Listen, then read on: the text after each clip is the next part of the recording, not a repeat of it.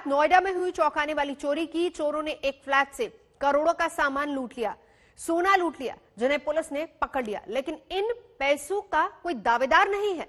Police को अब मालिक की तलाश है। आखिर इतना पैसा किसका है जिसने न शिकायत की और न ही इन पैसों पर कोई दावा कर रहा है।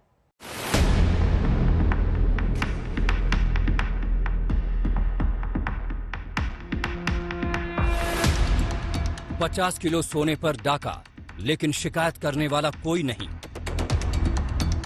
14 करोड़ की चोरी, लेकिन कोई पुलिस कंप्लेन नहीं। नोएडा पुलिस की गिरफ्त में आए ये 6 चोरों से करीब 8 करोड़ की चोरी का माल और कैश बरामद हुआ है, लेकिन इन पर दावा करने वाला कोई नहीं है। पुलिस अब उस शख्स की तलाश कर रही है जिसका ये खजाना है, और पुलिस ये भी जानना चाहती है कि इतनी बड़ी चोरी की शिकायत पुलिस से क्यों नहीं की गई। पुलिस को शक है कि बरामद हुआ करोड़ों का सोना और कैश काला धन हो सकता है, लिहाजा वो पूरे माल के बारे में ईडी और इनकम टैक्स विभाग को भी बताएगी। हम लोगों ने अभी तक 6 लोगों को अरेस्ट किया है और उनसे जो रिकवरी आपके सामने है लगभग 8.25 करोड़ की, ये रिकवरी हम लोगों ने उनसे की है। इन लोगों के बातों से जो इम्पोर्टेंट पॉइंट हमने निकालना है वो ये है कि आखिर में ये पैसा किसका था, ये कहाँ रखा हुआ था। उस पर्टिकुलर इशू को लेकर के हमारी अभी बहुत सारी टीमें लगी हुई हैं। हम लोग ये इस्टेब्लिश करना चाहते हैं कि आखिरकार ये जो घर था जहाँ पे पैसा रखा हुआ तो किसका है, उसके वो जो ऑनर है वो ऑनर का भी लोकेशन क्या है।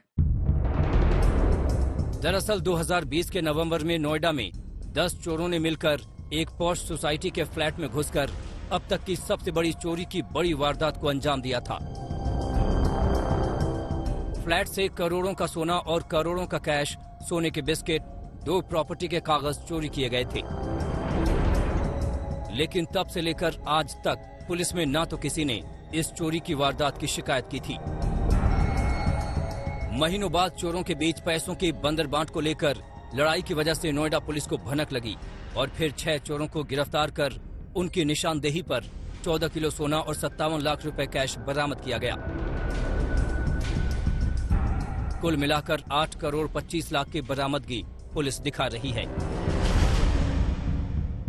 सवाल ये है कि आखिर इस सोसाइटी के फ्लैट में इतनी बड़ी मात्रा में सोना और कैश क्यों रखा गया था और कहां से रखा गया था। और हैरानी की बात यह कि फ्लैट में कोई नहीं रह रहा था।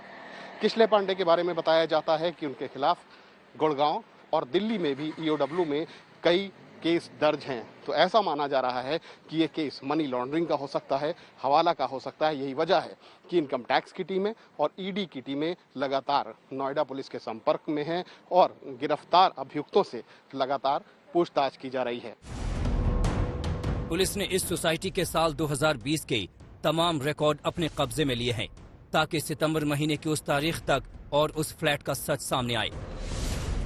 पुलिस अब पकड़े गए चोरों को मौका मुआयना करने के लिए इस सोसाइटी के चप्पे चप्पे की शिनाख्त कर रही है। ऐसी आशंका जताई जा रही है कि एक बाप और बेटे के नाम पर फ्लैट है, जिनके खिलाफ दिल्ली और गुरुग्राम में एफआईआर दर्ज है।